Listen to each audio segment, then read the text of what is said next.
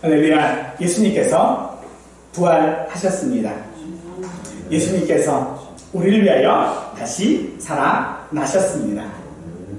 이 살아나는 날이 우리 절기로서는 4월달이죠.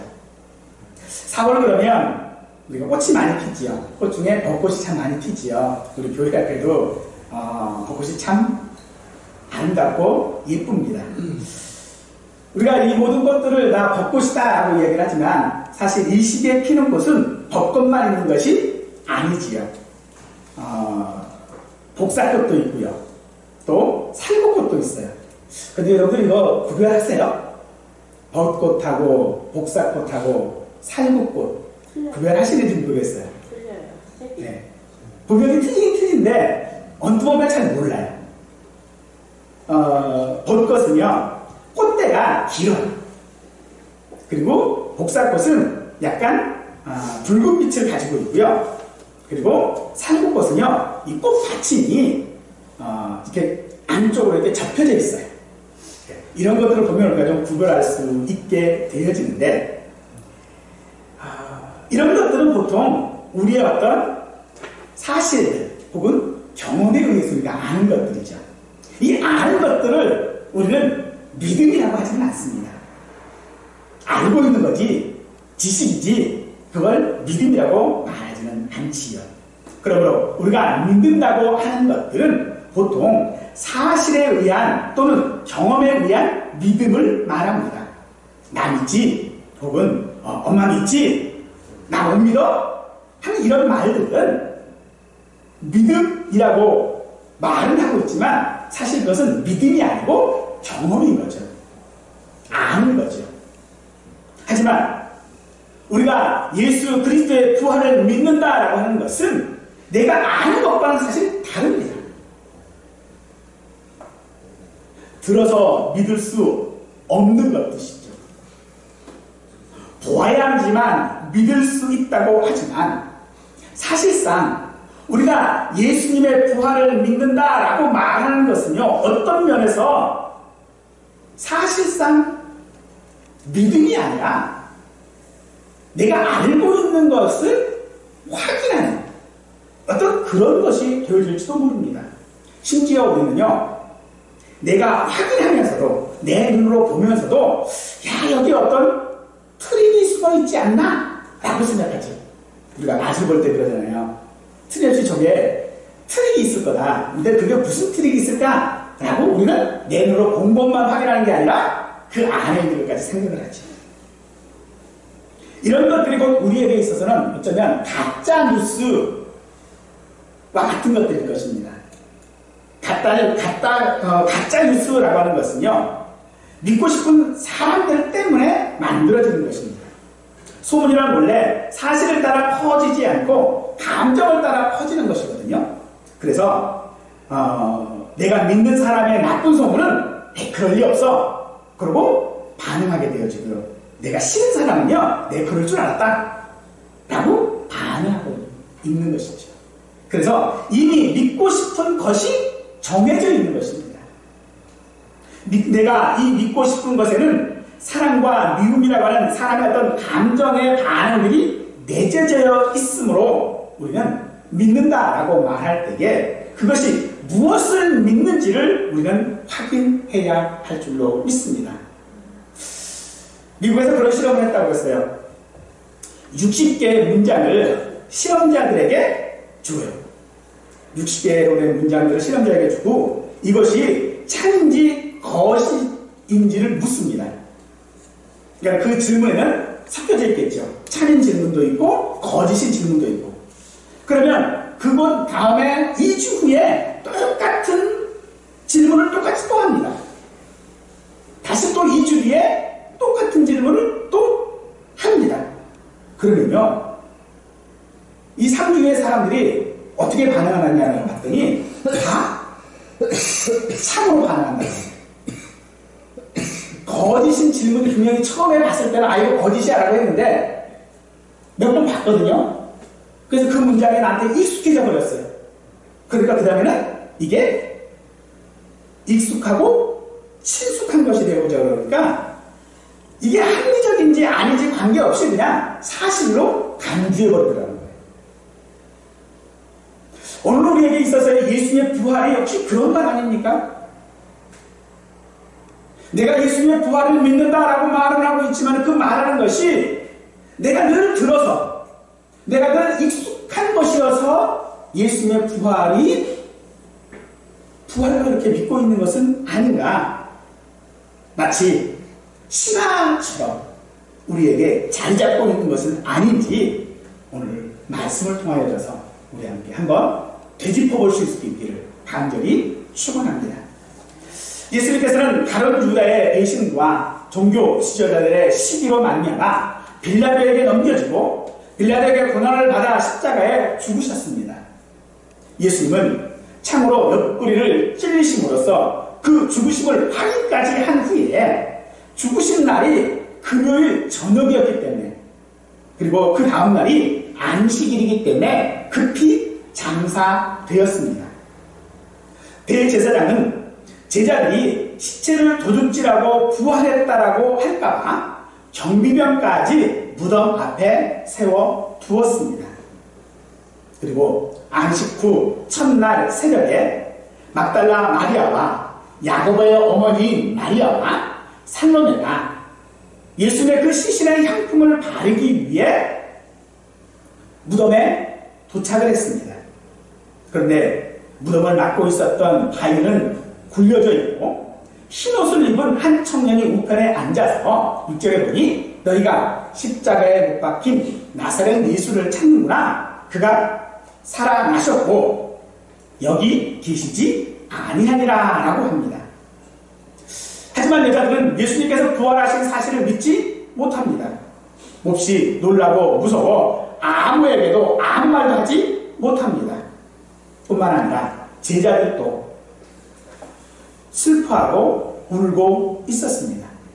안식 후 첫날 이른 아침에 살아나신 후에 7 귀신을 쫓아내어 주신 막달라 마리아에게 먼저 보이심으로써 살아나신 것을 본 자들의 말을 먼저 보이심으로써 살아나셨다는 것을 보여주셨습니다.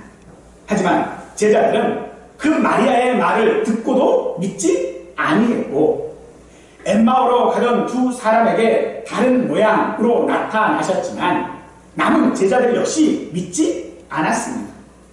그 후 11 제자가 식사하고 있을 때에 예수님께서 그들에게 나타나 그들을 꾸짖으시며 살아나는 것을 본 자들의 말을 믿지 아니함 때문에 그들을 꾸짖으셨습니다. 직접 보고도 믿지 못했지요, 여인들은. 그러니 들음으로 또는 우리가 성경 말씀을 그냥 읽음으로써 믿는다라고 하는 것은 가짜뉴스를 믿는 것과 아마도 어쩌면 다름이 없을 것입니다. 여러분들은 사람이 살았다가 죽었다가 살아나는 것이 가능하다고 생각하십니까? 사람이 죽었다가 살아난 일이 없는 건 아닙니다. 있었습니다. 성경에 보면 죽은 나사로가 살아난 사실을 말하고 있지요. 하지만 성경에 있는 이 사건뿐만 아니라 우리 주위에서도 여러분들하고 혹시라도 한 번쯤은 들어보셨을 것 같아요. 야, 누가 죽었다가 살아났다더라. 뭐 죽은 척하다 살아난 것도 아니고요. 정말로 그 사람이 죽었는데 살아나요. 하지만 저는 그런 이야기를 들었을 뿐이지 제 눈으로 확인한 적은 한 번도 없습니다. 그래서 그것을 직접 보았다라고 하는 사람의 말을 저는 믿지 못합니다. 그러니 저뿐만 아니라 그렇게 반응한 것이 정상적인 생각을 가진 사람의 반응이 아닐까요?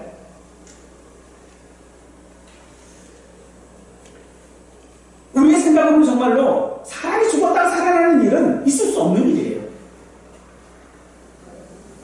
그래서 후대의 많은 사람들은요, 이 예수님의 부활이라고 하는 것을 사실이라고 하는 것으로 받아들이기보다는 신학적인 어떤 의미가 있을 것이다 라고 합니다.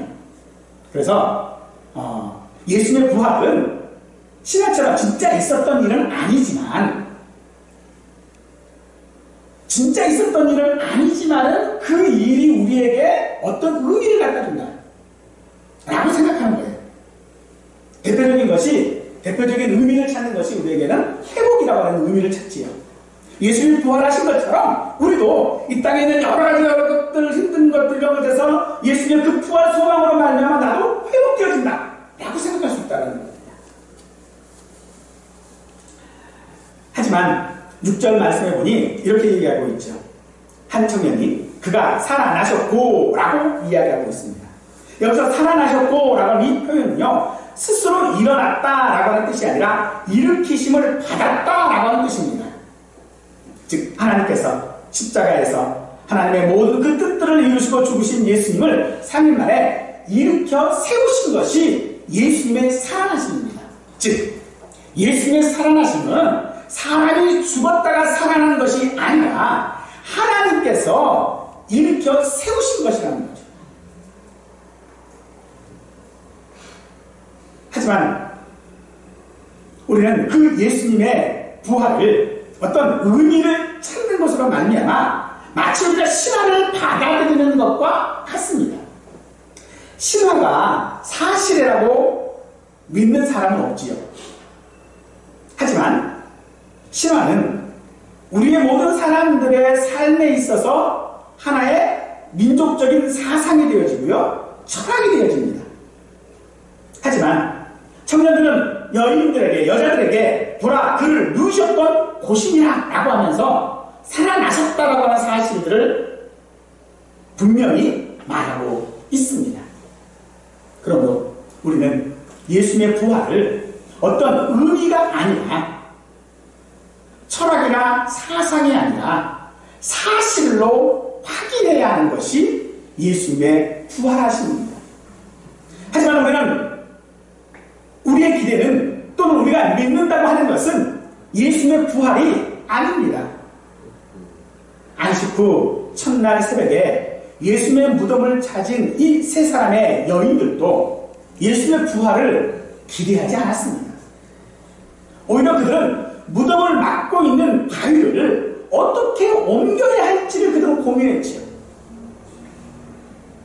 시신에 바르는 용도로 그들이 향품을 준비했는데 아마도 안식일이 끝나는 토요일 저녁에 준비했을 것입니다.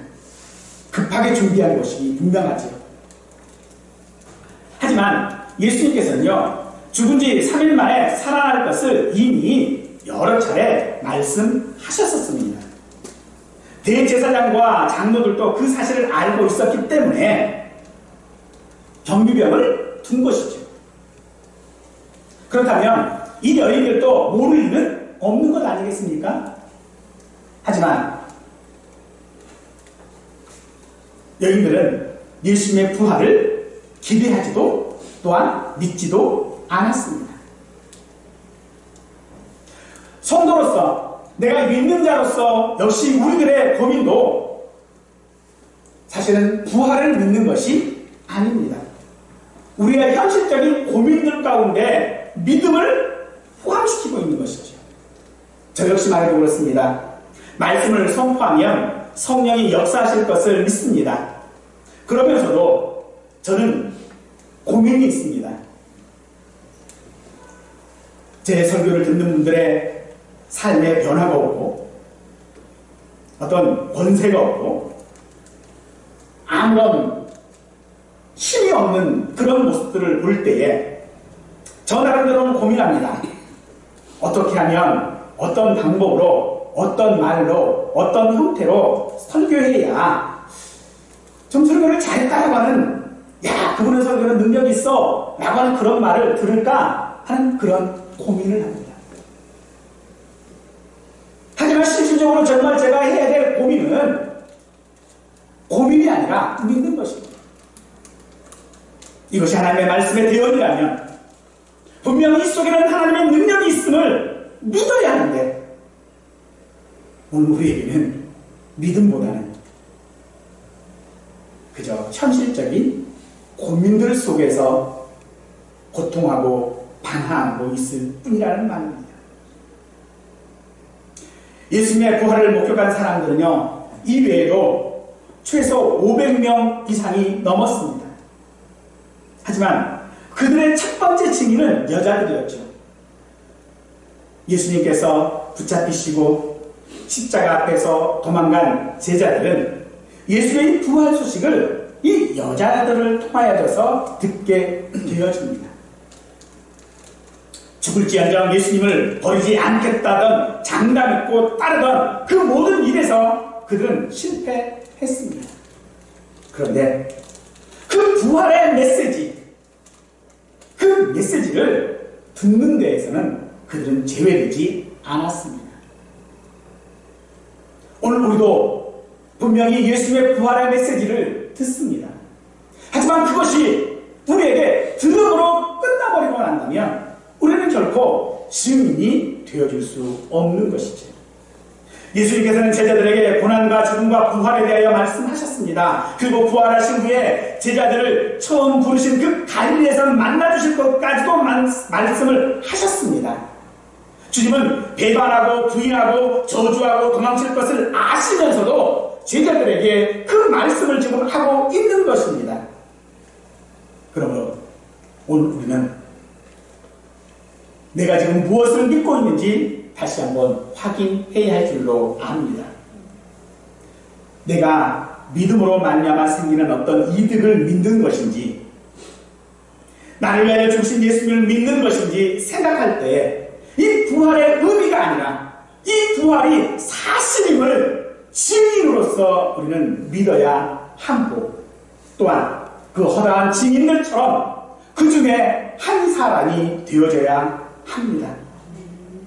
그런 믿음을 가진 사람이 성경에도 있지요. 바로 다니엘의 친구로 소개되고자 있는 사드락과 메삭과 아벳느고입니다. 느부갓네살 왕이 세운 금신상에 절하지 아니하고 이들은 죽을 위기에 처했습니다. 그때 그들은 왕 앞에 가서 우리가 이 일에 대하여 왕에게 대답할 필요가 없다 말을 말하지. 그래서 느부갓네살 왕이 화가 나가지고 그들을 던질 이 풀무불이라고 하는 것을 평소보다 7배나 뜨겁게 만들어줘요. 이 불이 얼마나 뜨거웠는지 이 사드락과 메삭과 아벳느고를 붙잡고 있었던 사람들이요, 그 불에 딸려 들어가요. 그 정도로 불이 맹렬한 가운데 있었습니다. 하지만 우리는 성경을 알고 있지요. 결과가 어떻게 될지. 그들은 머리털 하나도 타지 아니하고 불 가운데서 걸어다녀요. 하지만요, 그것을 이 사드락과 메삭과 아벳느고는 알았을까요? 자기들이 불 속에 들어가면 하나님께서 천사를 보내셔서 자기들을 보호하실 거라는 것을 그들은 믿었을까요? 그래서 야, 우리는 왕 신성 앞에 절하는 거 나 변명하지 않아. 그렇게 당당했을까요? 그들은 몰랐습니다. 알지 못했습니다. 그래서 그들이 하는 말은 무엇입니까? 다니엘서 3장 18절에 보니 그렇게 하지 아니하실지라도. 분명 하나님이 나와 함께 하신다는 걸 내가 믿습니다. 그런데 그렇게 하지 않는다 할지라도 나는 왕에게 절하지 않습니다 라고 말하고 있는 것이죠. 이것이 우리가 가져야 될 부활 시간인 줄 믿으시기 바랍니다. 주님께서 부활하셨느냐 하지 않으셨느냐를 가지고 우리가 따지고 하는 것이 아니라, 설령 주님이 나를 위하여 부활하지 않았다 할지라도 난 결코 예수 믿는 일에 있어서 떠나지 않겠다는 것입니다. 내가 예수 믿음으로 말미암아 이 땅 가운데서, 이 생 가운데서 아무런 복락이 없고 오히려 고난이 온다 할지라도 나는 내 믿음을 지키겠습니다라고 하는 것이 우리가 이 시간 고백해야 될 부활 신앙인 줄 믿으시기 바랍니다.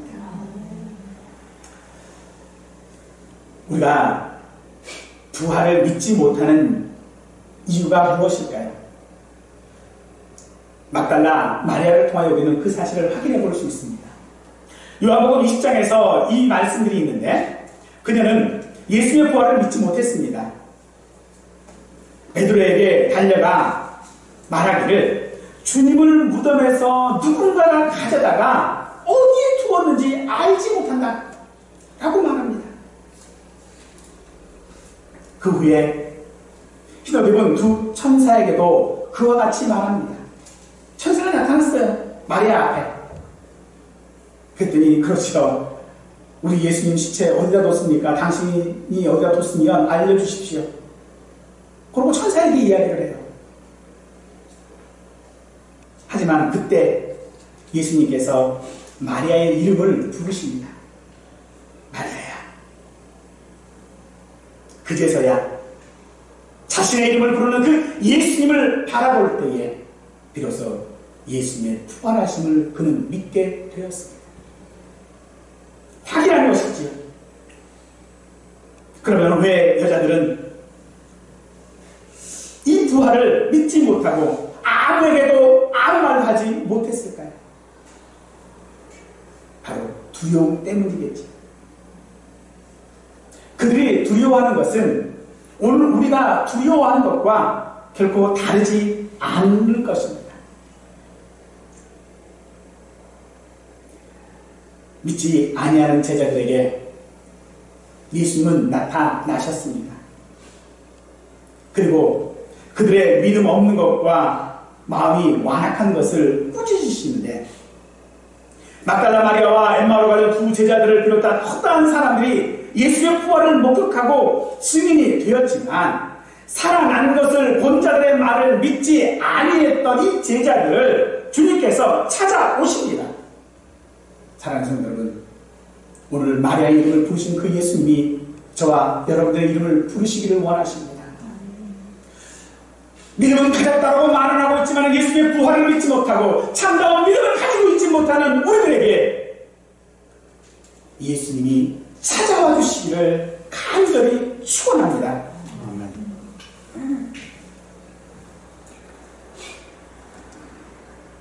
예수님의 부활을 믿는 거 참 어려운 일입니다. 차라리 우리 집에 금덩어리 있다라고 말하는 것을 믿는 게 더 이성적일지도 모를 것입니다.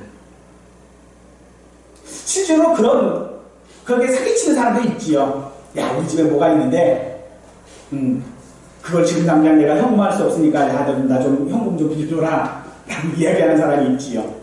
근데 정말 그걸 사람들이 믿어요. 미국에는 보니까 그런 사람이 있더라고요. 자기가,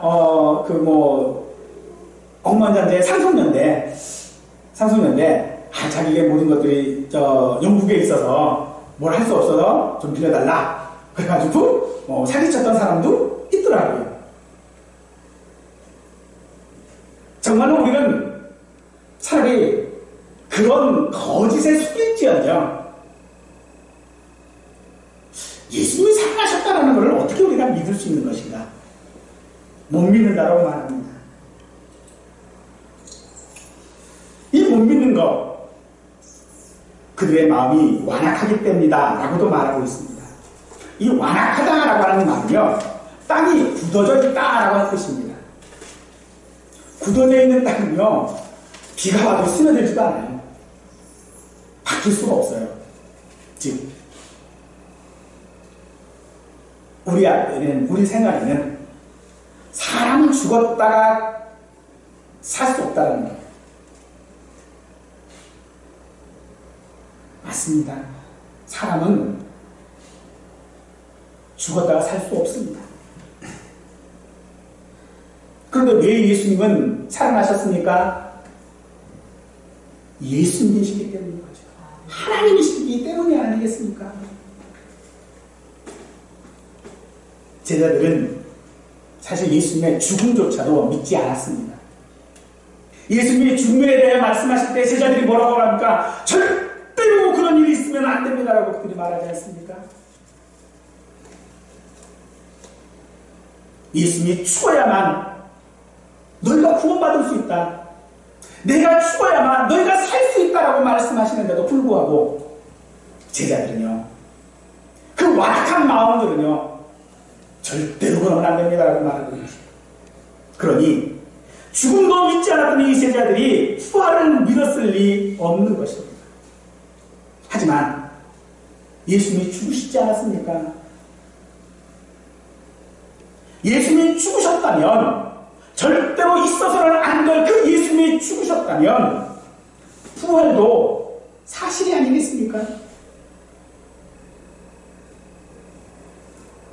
예수님의 죽으심과 부활을 한 번도 분리해서 말씀하신 적이 없습니다. 예수님은 언제나 그렇게 말씀하십니다. 내가 죽는다, 그러나 나는 다시 살아난다라고 말씀하십니다.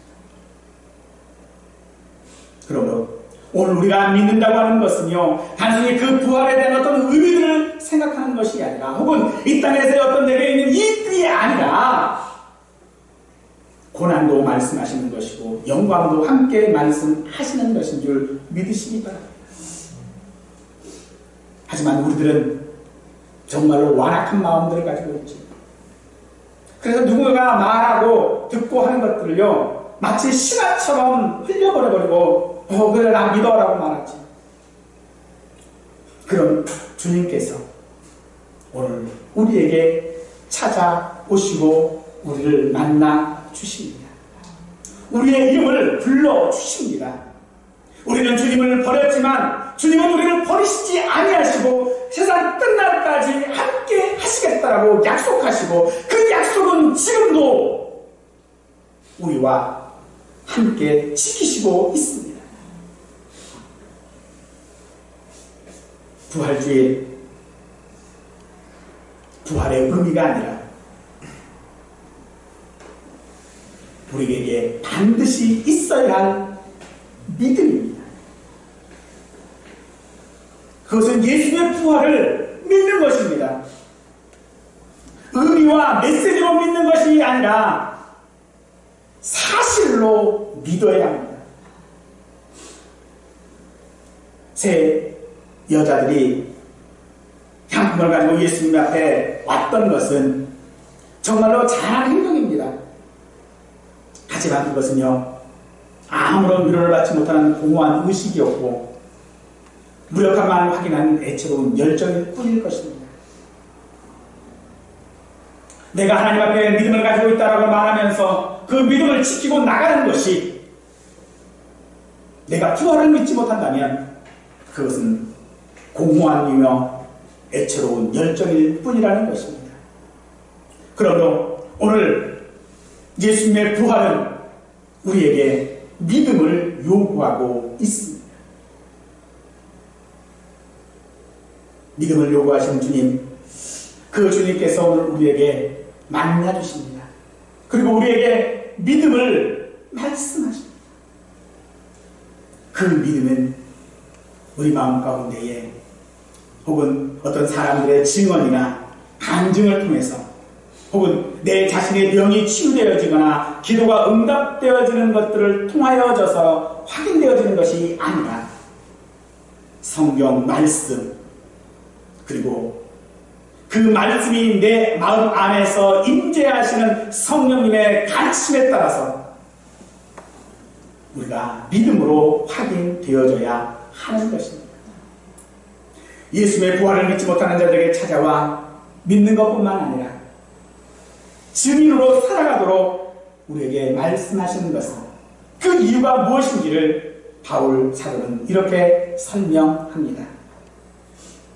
그리스도께서 죽었다가 다시 살아나셨으니 곧 죽은 자와 산 자의 주가 되려 하시니라. 부활신앙을 가진 성도는 죽음을 피할 수 없습니다. 그래서 고난과 슬픔이 우리를 피하여 가지도 않습니다. 그러나 죽음이 우리의 마지막이 아니라는 것을 우리에게 보여주신 것이 바로 부활 사건입니다. 이 사실을 우리의 삶 가운데서 나타내는 것이 내가 부활을 믿는 신자의 삶인 것입니다. 부활을 사실로 보고 증인이 되라는 것은 그저 무작정 그냥 믿으라고 하는 것이 아닙니다. 우리 안에 분명한 증거가 있어야 할 것입니다. 그 증거는 입신을 하거나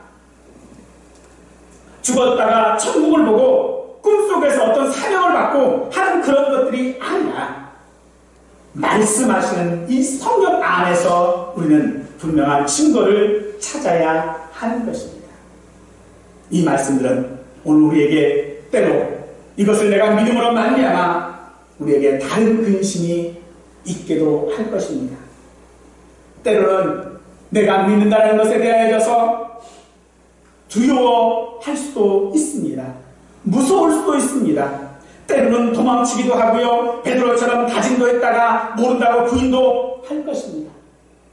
심지어 배신하고 저주하고 낙심하기도 하겠지만 예수님은 그런 나에게, 그런 우리 가정에 찾아오시고 만나주시고 때로는 꾸짖으시며 이 땅에서 내가 성도로 증인으로서 살아가도록 사명을 주실 것입니다. 그 주님이 나와 내 가정과 우리나라와 세계의 주인이신 것을 믿으시고 이 어려운 시기를 견디며 살아가는 우리 모두가 되시기를 간절히 축원하겠습니다.